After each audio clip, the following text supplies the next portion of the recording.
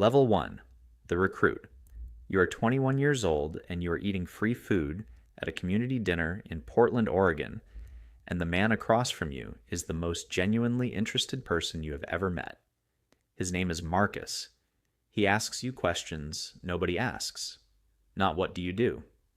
Not where are you from? He asks what you actually believe about the world. He asks what you are looking for. He asks if you have ever felt like the life everyone told you to want was built for someone else entirely. You have felt exactly that. You have felt it your whole life and never had the words for it. And here is this man, with warm eyes and a calm voice, handing you the words, like they were always yours.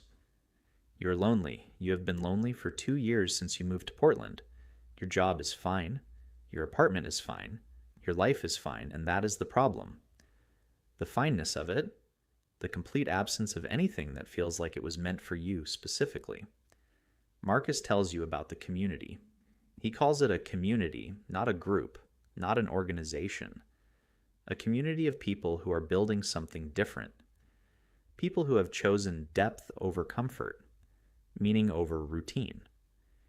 He says it like he is describing something real that exists and that you could be part of. He gives you a card with an address. You go home and you tell yourself you will not go. You go to sleep thinking about what he said about the life built for someone else. You wake up thinking about it. The following Thursday, you go to the address. It is a plain house in northeast Portland. There are 17 people in the living room, and they all look like you. Not in appearance, but in something harder to name. Something around the eyes, the specific look of people who have been waiting for something without knowing what they were waiting for. They welcome you like they have been expecting you specifically. Nobody pressures you. Nobody sells you anything. You just talk. You eat together. You clean up together. Someone reads aloud from a plain black book that the community follows. The words are about transcendence and purpose and the corruption of ordinary life. You feel something you have not felt in 2 years. You feel like you belong somewhere.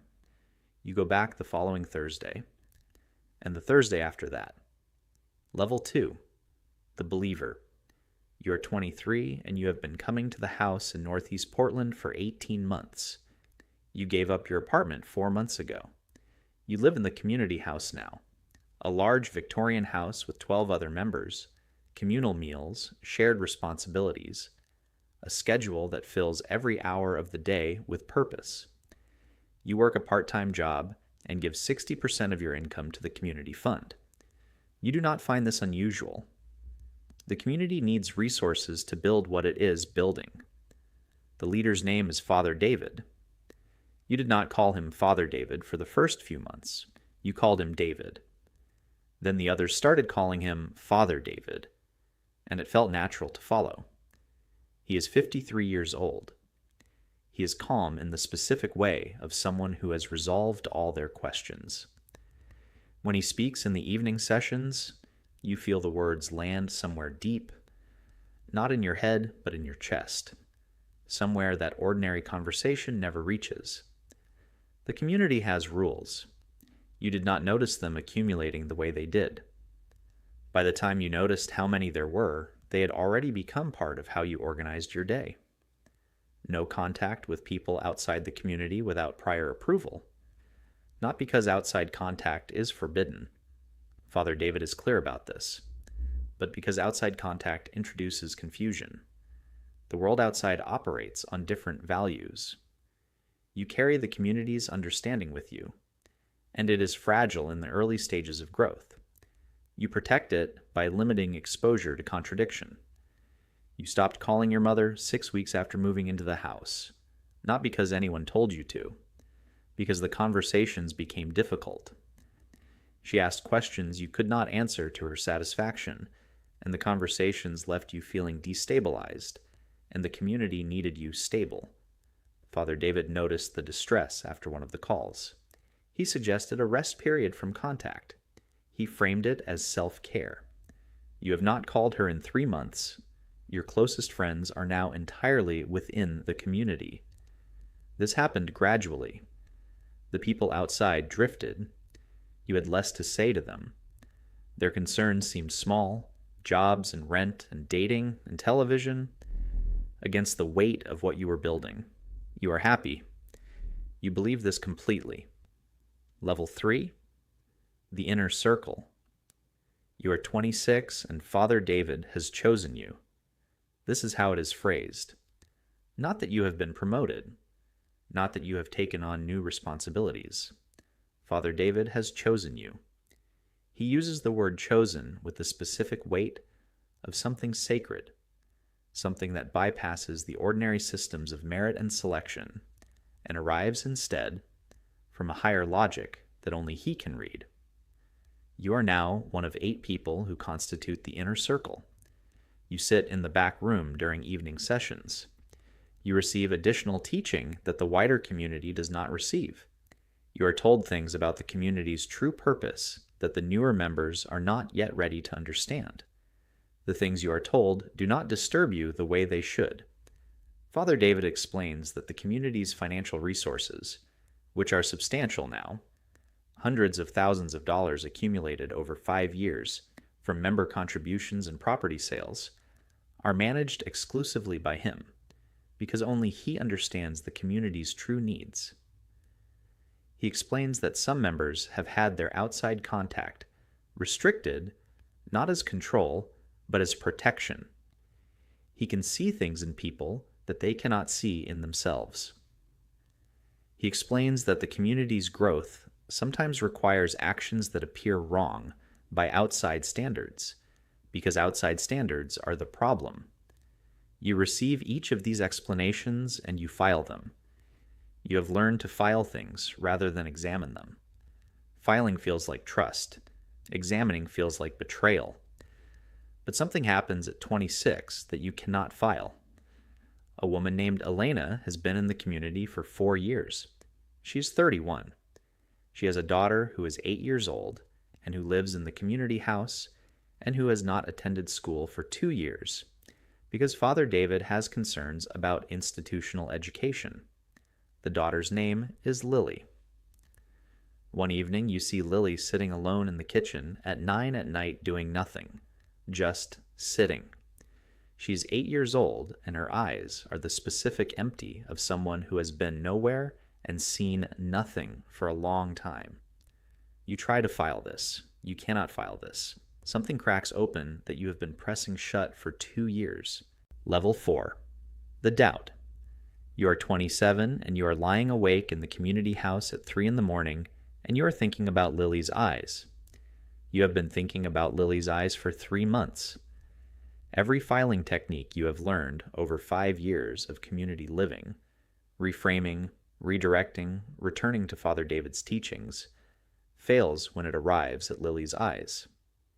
An 8-year-old child sitting alone in a kitchen at 9 at night, doing nothing because she has nowhere to go and has been taught that nowhere is where the community lives, you start asking questions, not to Father David, not to the inner circle, to yourself in the dark at 3 in the morning, in a language you have almost forgotten how to use.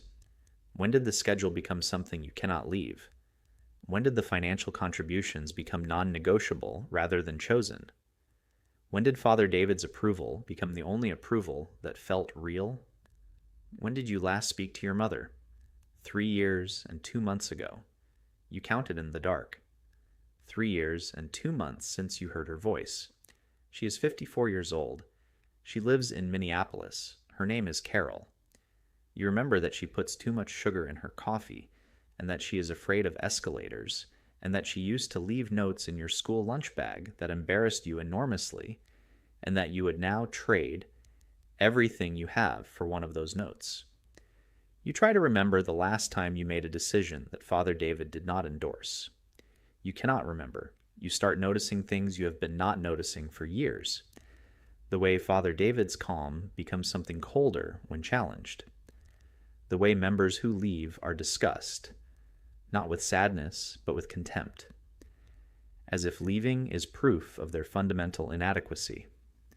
The way the community's rules have expanded incrementally across 5 years so that each individual expansion was invisible, but the aggregate is a life in which you control almost nothing. You find a phone that a community member left in the laundry room, you hold it for 40 minutes, then you put it down and go back to bed because you are not ready yet. But the not ready yet is different from the not going to. You know the difference now.